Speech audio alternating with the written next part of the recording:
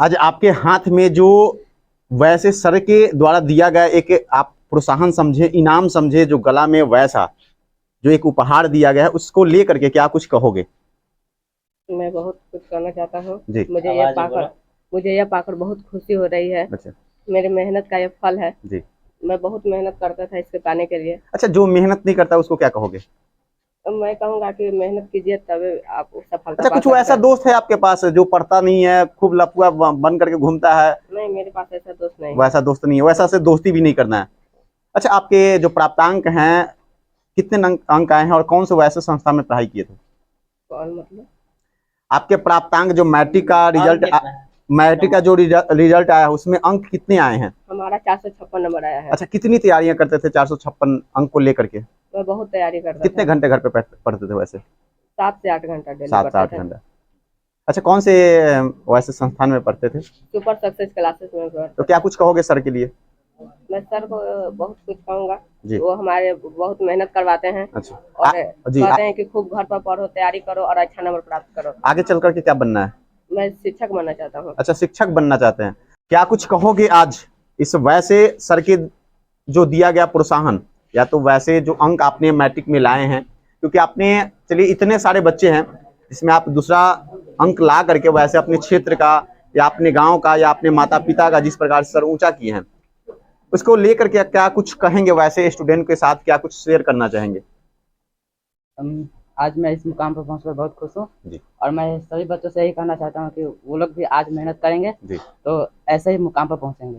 अच्छा, आज चलिए वैसे सर के द्वारा जो भी वैसे इतने सारे बच्चे में से आप भी वैसे बच्चे के आगे आकर के कुछ वैसे बच्चे को संदेश देना चाहेंगे, जिस प्रकार से आपने तैयारियां किए, जिस प्रकार से आपका रिजल्ट आया? क्योंकि काफी बच्चे वैसे एग्जाम सेंटर को लेकर डरे हुए रहते हैं कि वहां पे जाएंगे तो कैसे बैठेंगे, कैसे हम अपना क्या कहते हैं एग्जाम सीट को खोजेंगे, बहुत सारी समस्या होता है। और सबसे समस्या होता है रिजल्ट को लेकर के कि कहीं ना कहीं भगवान हमें फेल ना कर दे। तो किन पे आश्रित रहना चाहिए, भगवान पे या शिक्षक पे या आत्मनिर्भर अपने आप पे? तो क्या कुछ कहेंगे? आपकी रिजल्ट जो जिस प्रकार से आया, आपने वैसे बच्चे के आज सामने खड़ा होकर के कुछ कहना चाहेंगे? मैं ये कहूँगा कि आप लोग थोड़ी सी जोर में। मुझसे ज़्यादा मेहनत करें। अच्छा, आपके कितने अंक हैं? 329। 329। चलिए, आपका पूरा परिचय?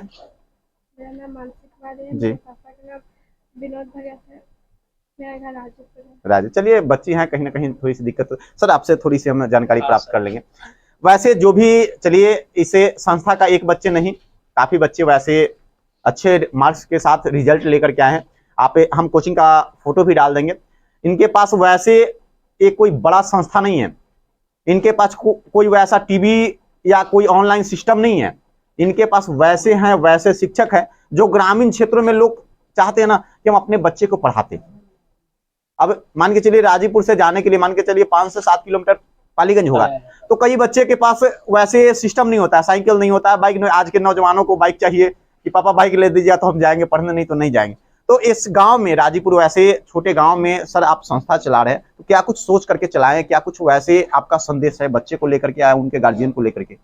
हाँ, देखिए बात रहा पालीगंज, यहाँ से तो पालीगंज जाने के बाद बहुत सारे कोचिंग है, लेकिन इस क्षेत्र में जो गांव देहात के जो क्षेत्र है, हमारे जो बहन है, हमारे जो भाई है जो पालीगंज में असमर्थ है, उनके लिए इस संस्था का यहाँ हमने आयोजन किया और यहाँ खोला, इस सोचकर कि जो हमारे घर के जो बहनें हैं वो भी उच्च शिक्षा प्राप्त करें। और इसलिए हम अलग अलग हर सब्जेक्ट के यहाँ टीचर का मुहैया करवाया, जिस प्रकार से पालीगंज चाहे अदर जितने भी शहर में जो टीचर आते हैं हर सब्जेक्ट के, उसी तरह से हम यहाँ व्यवस्था करवाए हैं कि जो हमारे गांव समाज के जो पालीगंज चाहे अदर जगह जाने में असमर्थ है, वो आए और उच्च शिक्षा यहाँ ग्रहण करें। उस टाइप से जिस तरह से वहाँ पढ़ाई होती है, वहाँ जितना मार्क्स आता है, यहाँ भी हम उस तरह का मुहैया करवाया है, सुविधा है।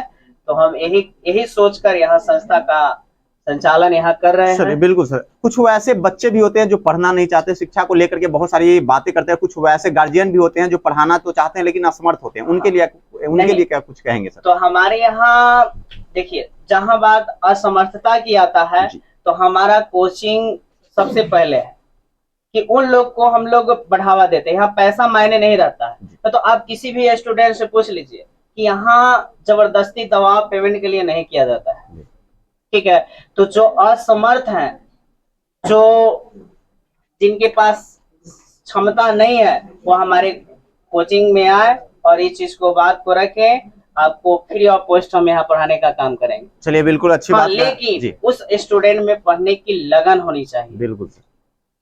तो सबसे अहम बात कहें कि वैसे जो अगर परिवार की आर्थिक स्थिति से जूझता हुआ अगर हमारे पास आता है तो उनके लिए फ्री ऑफ कॉस्ट है। बहुत अच्छी बात कहें राजीपुर के लिए। वैसे जो भी अगर राजीपुर से बिलोंग करते हैं तो कहीं ना कहीं अगर वो पढ़ना चाहते हैं, उनके माता पिता असमर्थ है, तो उनको ज्वाइन करवाइए, आपके इस वीडियो के माध्यम से हो या सर की जो भी कही गई बात है उस चीज को लेकर के। अच्छा सर, आज जो वैसे बच्चे को क्या संदेश देंगे जो रिजल्ट को लेकर के वैसे घबराए हुए रहते हैं, या तो एग्जाम सेंटर पे जाने के से पहले सोचते हैं कि हम किस प्रकार से एग्जाम सेंटर में जाएंगे कहीं ना कहीं, और कुछ वैसे भी बच्चे होते हैं जो चाहते हैं, कहते हैं कि पास तो हो ही जाएंगे, लिखे या ना लिखे, क्योंकि बिहार बोर्ड है सर। सही है।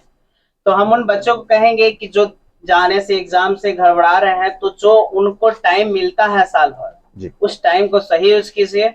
आप में अंदर से ही एक भावना जगेगा, एग्जाम से आप डर आपका खत्म हो जाएगा। क्योंकि हमने कई बच्चा देखा है जो कि एग्जाम के लिए नहीं, बशर्ते कि वह इस चीज को देखता है कि हमको एक को क्वेश्चन नहीं छोड़ना है। ये चीज बहुत सारा ऐसा स्टूडेंट है जो एग्जाम से पास फेल की तो बातें नहीं सोचता है। बहुत सारे बच्चे हैं कि पास फेल होने के लिए नहीं सोचते हैं, बशर्ते कि ये सोचते हैं कि हमसे एक भी क्वेश्चन नहीं छूटना चाहिए, यानी कि उनकी तैयारी अच्छी है। वो लिखने से और बोलने से और वहां एग्जाम सेंटर से घबराते नहीं है। घबराते वही हैं जो सही ढंग से क्लास नहीं करते हैं, सही ढंग से स्टडी नहीं करते हैं, टाइम इधर उधर बर्बाद कर देते हैं। कभी इधर घूमेंगे, कभी उधर घूमेंगे, 10 दिन यहाँ क्लास करेंगे, 10 दिन वहां क्लास करेंगे। वही बच्चे इस सब समस्या से जूझते हैं। जो बच्चा स्थिर हो जाए कहीं भी किसी भी कोचिंग संस्था में, अगर वह कंटिन्यू पढ़ाई करते रहे, तो हमें लगता है कि उसे घबराहट नहीं होना चाहिए। बिल्कुल अच्छी बात कहें। तब तक के लिए सर की जो भी वैसे बात रखी गई उस बात को समझिए, उस बात से आप जो मतलब बिल्कुल ऐसा ना सोचिए कि सर ने बताया कुछ वैसा लगेगा, कुछ वैसा नहीं है। तो नहीं, जो भी अगर सर बतलाते हैं, क्योंकि देखिए सबसे अहम बात हम बतलाते हैं, कुम्हार को कभी आपने देखे हैं कि कितना मेहनत करता है। सबसे पहले जाएगा मिट्टी काटने के लिए खेतों में, उसके बाद ला करके उसे मतलब पतला पिसाई करेगा कि उसमें कहीं दाना ना रह जाए, और उसके बाद पानी से उसे गूंथेगा। जिस प्रकार से हमारे घर में माता या तो बहन जो भी आटा को गूंथते हैं उस प्रकार से गूंजेंगे उसको। उसके बाद एक सांचा पे रख करके उसे एक सांचा देते हैं, और कहीं ना कहीं थोड़ी सी उनकी मेहनत पे कभी ना कभी पानी फिर जाता है कि टेढ़ा हो जाता है। तो ये नहीं वो सोचते हैं कि हमारा काम ही खत्म हो गया, वो फिर दोबारा उसे रिपीट करने की प्रयास करते हैं। तो ऐसा नहीं है, अगर आप पढ़ाई करते हैं तो फेल या देखिए मैच वो एक देखें, अभी IPL चल रहा है हमारे, तो ऐसा नहीं कि मुंबई की तरफ से हम हाथ उठा रहे हैं तो मुंबई जीतेगा, चेन्नई जीत जाता है। तो ऐसा मत सोचिए कि हम टीवी फोड़ देंगे, हम ये सोचिए कि अगला बार मुंबई जीते।